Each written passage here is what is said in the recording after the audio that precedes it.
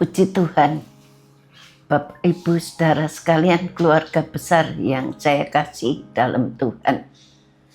Resilience, kita tangguh di dalam Tuhan. Biarlah kita sebagai anak Tuhan, kita tetap tangguh, tetap kuat di dalam Tuhan Yesus Kristus. Kita akan bersama-sama membaca di dalam Kisah Para Rasul pasal yang ke-25 ayat 1 sampai 22. Saya tidak akan membacakan semua ayat karena terlalu panjang, waktunya tidak ada. Saya beri tema firman Tuhan, berdiri di atas kebenaran. Berdiri di atas kebenaran. Sebagai orang percaya, kita harus tetap berdiri di atas kebenaran. Apakah itu kebenaran? Kita melihat dalam ayat-ayat ini. Pada waktu Paulus ditahan di Kaisaria, Festus menjadi wali negara di tempat itu. Festus sebagai seorang wali negeri seharusnya memimpin dengan adil, tetapi dia ternyata memiliki rencana dan motivasi kepentingan pribadinya sendiri. Ia ingin mengambil hati orang-orang Yahudi supaya dia disayangi oleh orang-orang Yahudi. Maka pendirian Festus berubah. Pada awalnya Festus tidak menyetujui permintaan mereka untuk membawa Paulus ke Yerusalem karena Paulus waktu itu berada di penjara. Untuk diadili, mereka akan membawa Paulus ke Yerusalem. Pertama, Festus tidak setuju, tetapi karena dia ingin mencari perhatian, mengambil hati orang Yahudi, maka pendirian Festus itu berubah dan dia membawa Paulus ke Yerusalem di dalam ayat 4 dan 5. Tetapi Festus menjawab bahwa Paulus tetap ditahan di Kaisaria dan bahwa ia sendiri bermaksud untuk segera kembali ke sana. Katanya, karena itu baiklah orang-orang yang berwenang di antara kamu turut ke sana bersama-sama dengan aku dan mengajukan dakwaan terhadap dia jika ada kesalahannya. Kita melihat Festus sebagai pemimpin di tempat ini. Dia tidak mempunyai pendirian yang tegas. Dia tidak mau berdiri atas kebenaran firman Tuhan. Tetapi dia takut dengan orang-orang Yahudi. Dia ingin menyenangkan hati orang-orang Yahudi. Kemudian ia menyetujuinya dan ia menyarankan Paulus untuk membela dirinya di Yerusalem. Di dalam ayat 9 dan 11 kita baca. Tetapi Festus yang hendak mengambil hati orang Yahudi menjawab Paulus, katanya, apakah engkau bersedia pergi ke Yerusalem supaya engkau dihakimi di sana di hadapanku tentang perkara ini?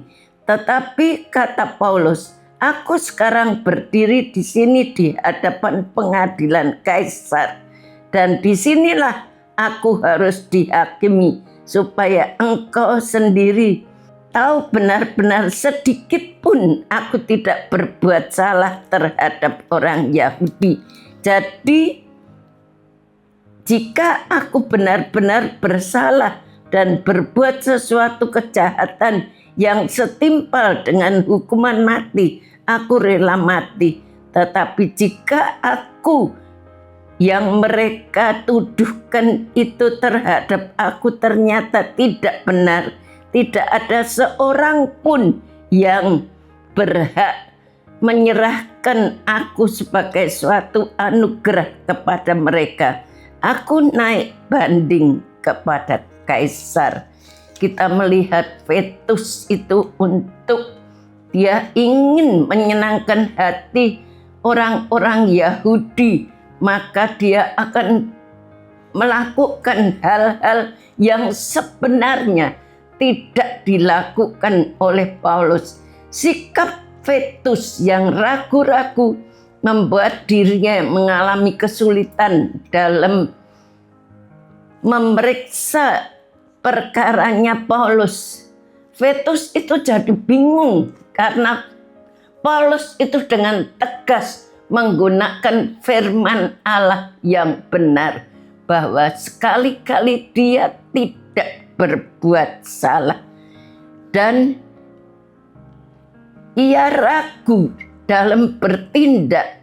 Ia lebih suka mengikuti kemauan orang lain daripada berdiri atas prinsip kebenaran daripada firman Tuhan.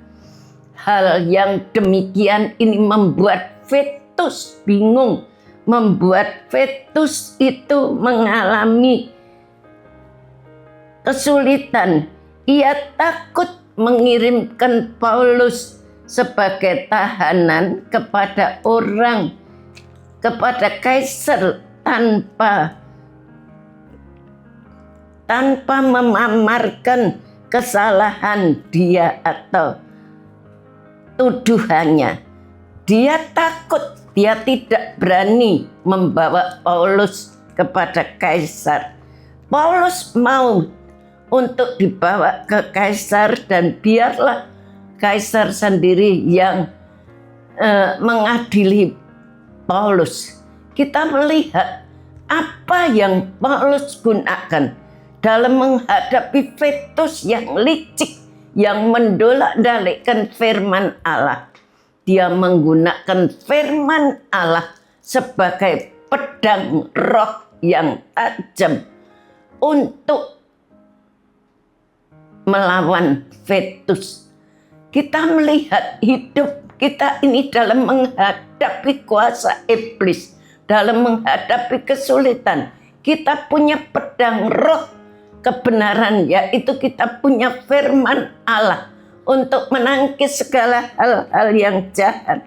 Kita perlu pedang roh untuk menghadapi semua kesulitan. Kita gunakan pedang roh untuk menghadapi iblis. Kita gunakan pedang roh. Pada waktu Yesus dicobai, dia berpuasa 40 hari 40 malam, datang iblis untuk mencobai Yesus. Apa yang Yesus jawab kepada iblis? Dia mengatakan bahwa firman Allah itu sebagai pedang roh. Yesus berdiri atas firman Allah yang membuat iblis undur. Begitu juga dengan kehidupan kita. Mari sebagai orang-orang percaya, kita menggunakan pedang roh sebagai senjata untuk kita menghadapi tantangan, kesulitan yang dialami oleh orang yang tidak berani tegas dalam mengambil keputusan berdasarkan kebenaran selain merugikan orang lain. Kita melihat sesungguhnya juga merugikan diri kita sendiri. Kita akan gelisah karena tindakan kita bertentangan dengan hati kita. Kalau kita tidak menurut firman Allah, kita akan gelisah. Karena apa? Tindakan kita itu tidak cocok dengan hati nurani kita. Dan lama-kelamaan hati kita akan menjadi tumpul dan tidak lagi peka terhadap kebenaran firman Tuhan. Sebab itu, mari kita mau senantiasa menggunakan, kita mengambil keputusan dan tindakan kita berdasarkan kebenaran firman Tuhan, bukan berdasarkan kemauan kita atau pihak-pihak yang lain, tapi kita berdasarkan firman Allah.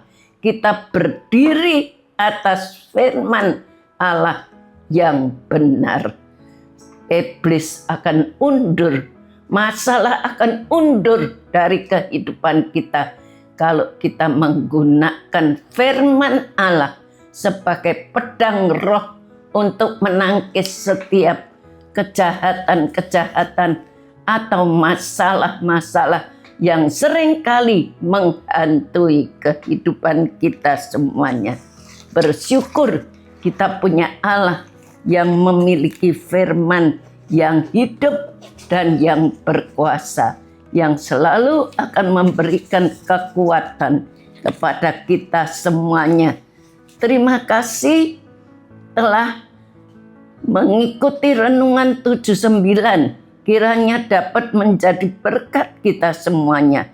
Bapak, Ibu, saudara yang ingin didoakan untuk pokok doa tertentu, menceritakan kesaksian baik mujizat dan kesembuhan, pemulihan masalah keluarga dan lain-lain, dapat disalurkan melalui cas WhatsApp di nomor 0813 27420088.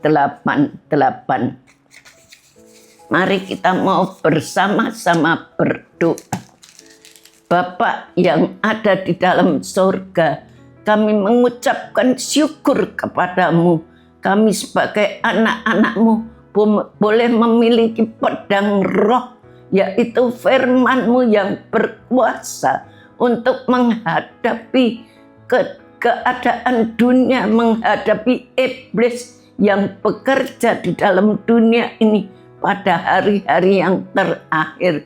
Terima kasih Tuhan, ajarkan umat-Mu senantiasa menggunakan pedang roh, yaitu firman-Mu yang benar untuk melakukan segala sesuatu dengan kebenaran menurut firman-Mu. Terima kasih Tuhan, terima kasih buat firman-Mu. Kami tidak lupa mendoakan terus Ibu Gembala kami dimanapun beliau berada.